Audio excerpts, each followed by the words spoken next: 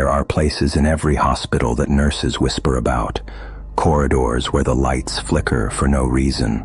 Rooms where patients recover too quickly, or not at all. But room 6 was different. Room 6 was where Sarah Mitchell would discover that some doors should never be opened and some patients should never be healed. What she thought was her duty would become her nightmare. And the worst part, she had been caring for a ghost for 3 weeks without knowing it. Sarah Mitchell had been a night shift nurse for 5 years at St. Mercy Hospital, and she thought she'd seen everything.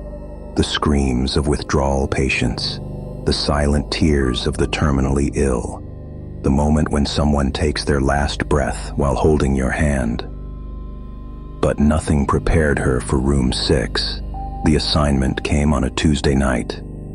October 13th, to be exact. Head nurse Patterson handed her the chart without making eye contact, which should have been the first warning sign. "Room 6 needs monitoring tonight," she said, her voice barely above a whisper. "The patient is difficult." Sarah took the chart and noticed something odd immediately. The paper felt wrong, too thick, too old, like parchment that had been handled by countless hands over decades. The patient's name was listed as E. Holloway, but there were no admission dates, no insurance information, no emergency contacts. Just a diagnosis written in faded ink.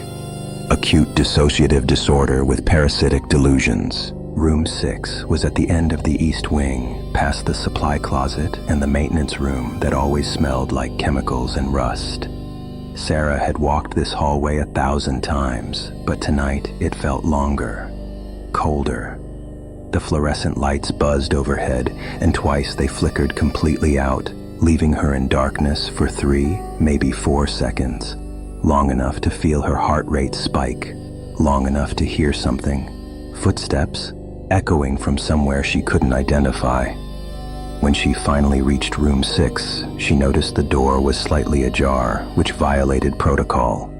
She knocked gently. "Hello? Mr. Holloway? I'm Sarah, your nurse for tonight." No response. She pushed the door open and stepped inside. The room was freezing, her breath visible in small clouds. The patient lay in the bed, facing the window, completely still. "Mr. Holloway?" she tried again, approaching slowly. When the figure finally turned toward her, Sarah felt her stomach tighten. The man was ancient, far older than any age listed on a medical chart.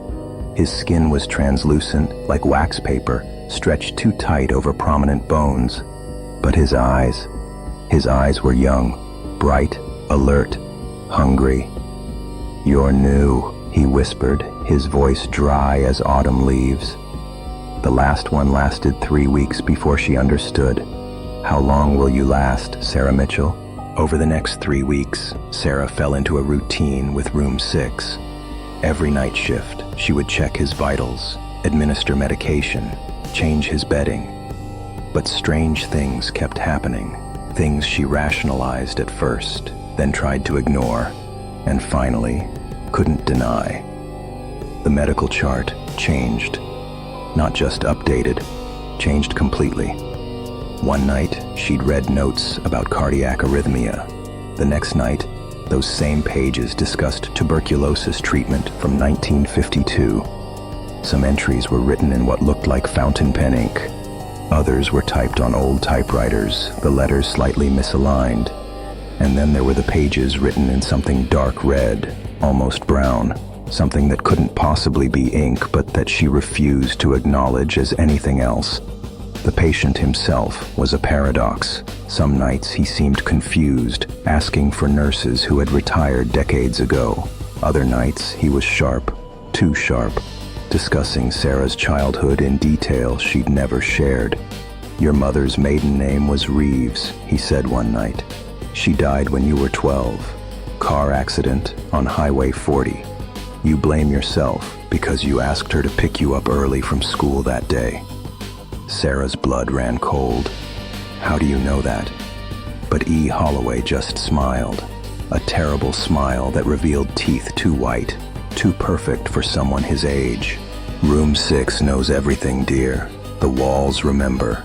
The floor absorbs. We've been collecting stories for so very long.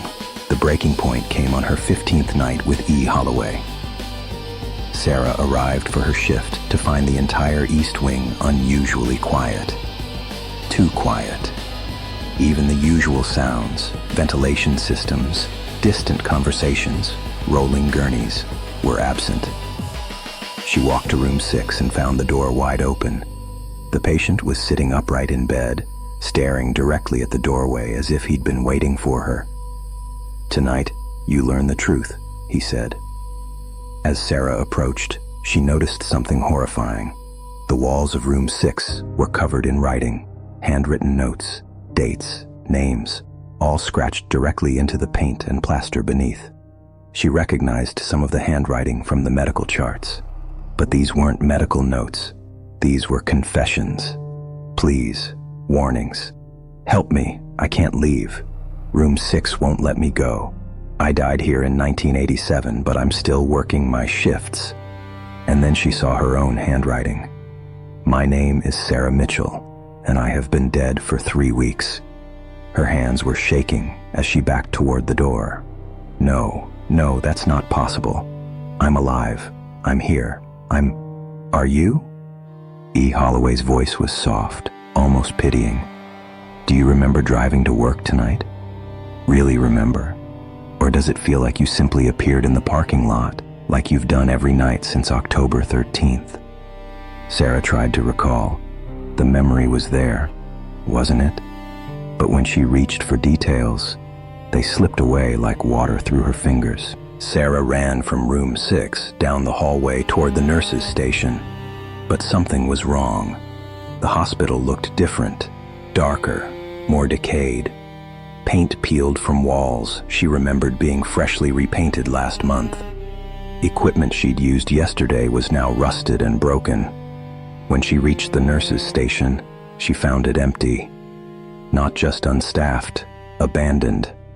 Dust covered every surface. Cobwebs stretched between the desk and the computer monitors, which were ancient models she hadn't seen since nursing school. On the desk, she found a newspaper. The date read October 13th, but the year was 1998, 27 years ago. With trembling hands, she opened the employee files and found her own folder. Inside was a death certificate. Sarah Mitchell, age 27, died October 13th, 1998, in a car accident on her way to work at St. Mercy Hospital. Vehicle collision at the intersection of Mercy Drive and Highway 40, the same location where her mother died 15 years earlier. Below, it was a hospital incident report. Following the closure of St. Mercy's East Wing in 1987 due to structural instability and reported paranormal activity, Room 6 has been permanently sealed. Several staff members reported treating a patient named E. Holloway in the months before the closure, but no admission records exist for this individual. All nurses who reported contact with Room 6 experienced severe psychological episodes. 3 are deceased, circumstances unclear. The room remains locked and is not to be accessed under any circumstances. Sarah found herself back in room 6, though she couldn't remember walking there. E. Holloway was gone. The bed was empty, stripped down to a bare, rotted mattress. But on the wall, written in fresh blood, or ink that looked exactly like it, was a new message. "Welcome home, Nurse Mitchell. Your shift begins now." She heard footsteps in the hallway, a voice calling, "Room 6 needs monitoring tonight." Through the doorway, she saw a young nurse approaching, clipboard in hand, wearing modern scrubs with a hospital ID that read 2025. The nurse knocked on the door. "Hello? Is anyone in here?" Sarah tried to speak, to warn her, to scream. But when she opened her mouth, what came out was, "Come in, dear. I've been waiting for you." The nurse entered, and Sarah watched from the bed as her own hands, transparent now, barely visible, reached for the medical chart that appeared on the bedside table. The chart was written in her handwriting, in dark red ink, and the patient's name was the one belonging to the nurse who had just walked in. Sarah finally understood. Room 6 didn't have a patient. Room 6 was the patient, and she was no longer a nurse. She was part of the disease. But here's what Sarah didn't know, what the audience won't know. In the modern hospital, in the very same location, a nurse named Jennifer just finished her shift in what is now called Room 206. She treated a difficult patient tonight, an elderly man who knew too much about her personal life. As she drives home, she passes the intersection of Mercy Drive and Highway 40 and feels an inexplicable chill. Tomorrow she won't remember arriving at work. She'll just be there, like she always has been. And in the basement of St. Mercy Hospital, behind a wall that was sealed in 1987, something whispers, "Next shift in 3, 2, 1.